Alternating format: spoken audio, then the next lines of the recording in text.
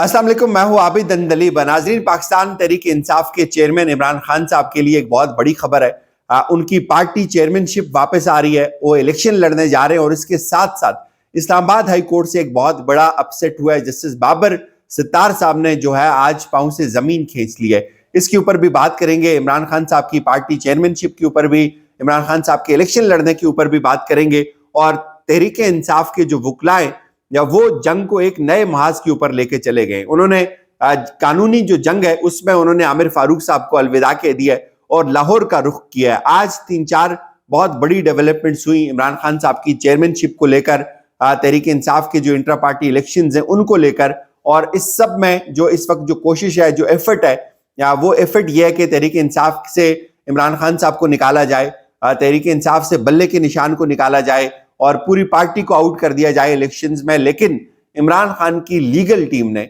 नाक में दम कर रखा है। हर गुजरते लम्हे एक नई दरखास्त आ जाती है और आज तो उन्होंने कमाल कर दिया भाई। उन्होंने आमिर फारूक साहब को गुड बाय कह दिया और वो चले गए लाहौर में, और लाहौर में आज 2 बड़ी दरखास्तें दायर हुई हैं। एक दरखास्त आई है इमरान खान साहब की पार्टी चेयरमैनशिप के हवाले से, और दूसरी दरखास्त आई है जो इलेक्शन कमीशन का जो फैसला था जिसमें उन्होंने इमरान खान साहब को नाअहल किया था और उसके ऊपर। और ये जो दोनों दरखास्तें हैं ये बड़ी ज़बरदस्त हैं। एक तो जो दरखास्त आई है जो तहरीक इंसाफ की जो चेयरमैनशिप है इमरान खान साहब से छीनने के हवाले से, उसको चैलेंज किया उन्होंने। जो इलेक्शन कमीशन का फैसला था इसको अब लाहौर हाई कोर्ट के अंदर बजाय इस्लामाबाद हाई कोर्ट के अंदर चैलेंज करने के, और ये इस चीज़ की एक वाज़ेह दलील है कि तहरीक इंसाफ के जो वुकला हैं वो ये समझते हैं कि उनको आमिर फारूक साहब की अदालत के ऊपर एतमाद नहीं है। अब लाहौर के अंदर जो उन्होंने इस्तेदा की है उसकी जो ग्राउंड्स हैं वो बड़ी जेन्युइन है। एक तो उन्होंने कहा कि पार्टी के जो इलेक्शंस हैं, उन्होंने कहा कि हमारे जो पार्टी इलेक्शंस हुए थे उनको एक्सेप्ट किया जाए।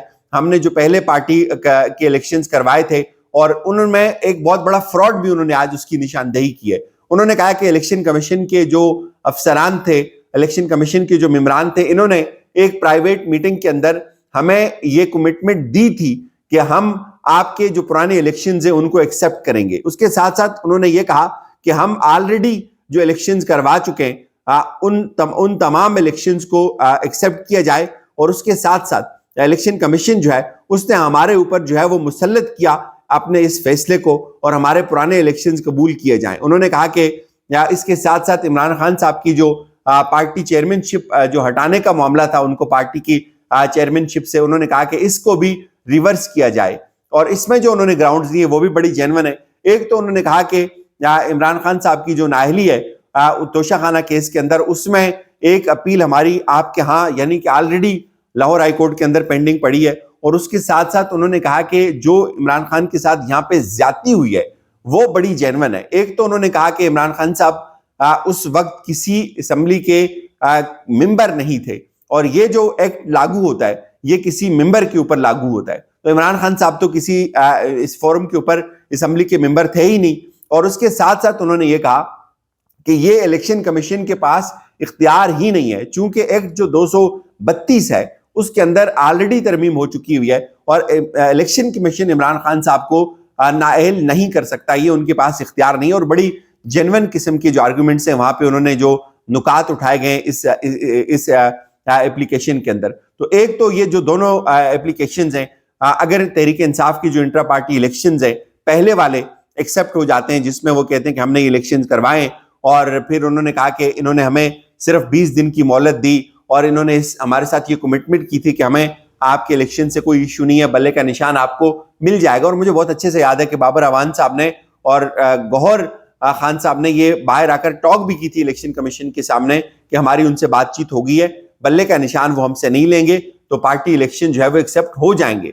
लेकिन जाहिर है आप देखते हैं कि जैसे जैसे इलेक्शन करीब आने का वक्त आ रहा है तो प्रेशर बढ़ता जा रहा है और तहरीक इंसाफ को आउट करने की जो कोशिश है वो सरतोड़ जारी है। लेकिन अब उन्होंने कहा कि भाई हम हाई कोर्ट में नहीं जा रहे, इस्लामाबाद हाई कोर्ट के बजाय हम जा रहे हैं लाहौर हाई कोर्ट के अंदर। और अब अगर लाहौर हाई कोर्ट इमरान खान साहब की इनमें से किसी एक इस्तेदा को भी मंजूर कर लेती है तो ये एक बहुत बड़ा अपसेट होगा, बहुत बड़ा अपसेट होगा।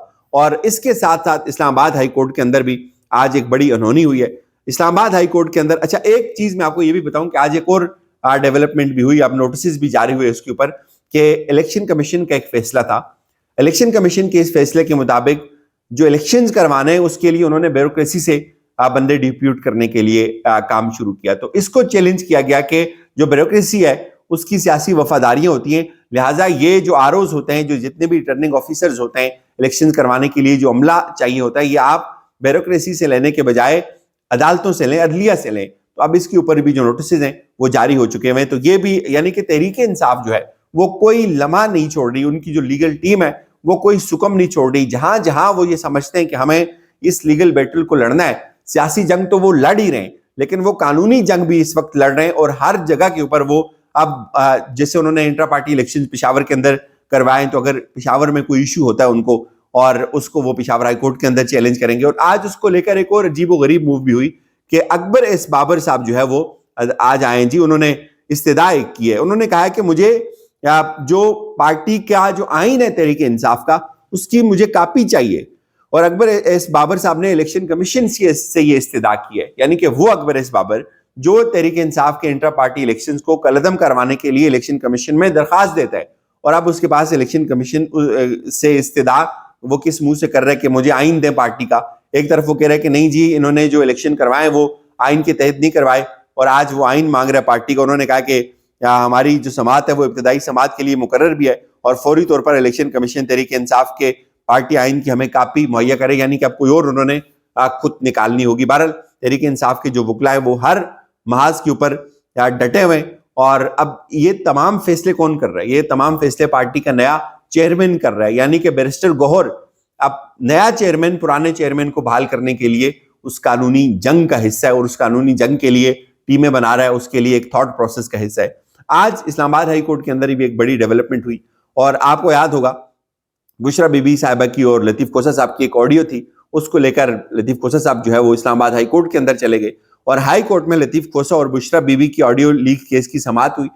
ہائی کورٹ نے ایف آئی اے کو آڈیو لیک فرانزک کا حکم دیتے ہوئے کہا کہ تحقیقات کی جائیں کہ سب سے پہلے آڈیو کہاں سے جاری ہوئی. عدالت نے درخواست کی copy D G I S I کو بھی بھیجنے کا حکم دیتے ہوئے کہا کہ ڈی جی آئی ایس آئی بھی رپورٹ دیں کہ آڈیو کس نے ریلیز کی. ہائی کورٹ نے ایف آئی اے پیمرا اور پی ٹی اے کو نوٹس جاری کرتے ہوئے جواب طلب کر لیا اور درخواست پر عائد اعتراضات بھی ختم کر دیے. جسٹس بابر ستار نے کہا کہ پیمرا بتائے کہ لوگوں کی نجی گفتگو کیسے ٹی وی چینلز پر نشر ہو رہی ہے. لطیف کوسہ نے کہا کہ وکیل اور موکل کے درمیان گفتگو پر استحقاق ہوتا ہے. جسٹس بابر ستار نے کہا کہ بگ باس سب سن رہا ہوتا ہے, آپ کو تو پتہ ہونا چاہیے. اس بات پر عدالت میں کہکے بھی لگے, اور جسٹس بابر ستار نے پوچھا آڈیو کون ریکارڈ کر رہا ہے. لطیف کوسہ صاحب نے جواب دیا جی کہ سب کو پتہ ہے کون ریکارڈ کر رہا ہے. تو جسٹس بابر ستار نے کہا کہ ہم مفروضے پر تو نہیں چل سکتے, کیا آڈیو سوشل میڈیا پر آئی, سب سے پہلے ٹویٹر پر آئی یا کہیں اور, معلوم ہو جائے ریلیز کہاں سے ہوئی تو پتہ چل سکتا ہے ریکارڈ کس نے کی. اور یوں اب یہ ایک اس کو بھی بڑی خبر کے طور پہ دیکھا جا رہا ہے اسلام آباد میں. اور اس سے جو بڑی خبر تھی وہ یہ تھی جی کہ جج ویڈیو سکینڈل سے متعلق جو نواز شریف صاحب تھے انہوں نے کہا جی کہ ہم اس کے اوپر کام نہیں کریں گے, ہم اس کو واپس لیتے ہیں. انہوں نے کہا ہم اس کی مزید پیروی نہیں کریں گے. اور یوں ایک بہت بڑا ڈرامہ جو رچایا گیا تھا, اس وقت ایک بہت بڑی پریس کانفرنس ہوئی تھی پوری عدلیہ کو گندا کرنے کے لیے. ایک ویڈیو سکینڈل آیا تھا ایک جج صاحب کا, اور اب اس کی تحقیقات ہونی چاہیے تھی. وہ شفاف عدلیہ کے لیے بہت ضروری تھی, عدلیہ کے وقار کے لیے بہت ضروری تھی, وہ تحقیقات ہو جاتی. لیکن آج نون لیگ نے ایک طرح سے یہ بات تسلیم کر لی ہے کہ وہ ویڈیوز یا انہوں نے سرنڈر کر لیے, جوتے پکڑ لیے منہ میں, یا انہوں نے اس بات کو تسلیم کر لیا کہ آڈیوز یا انہوں نے جو ویڈیوز بنائی تھی وہ جعلی تھی. آپ کیوں اس کی پیروی نہیں کر رہے؟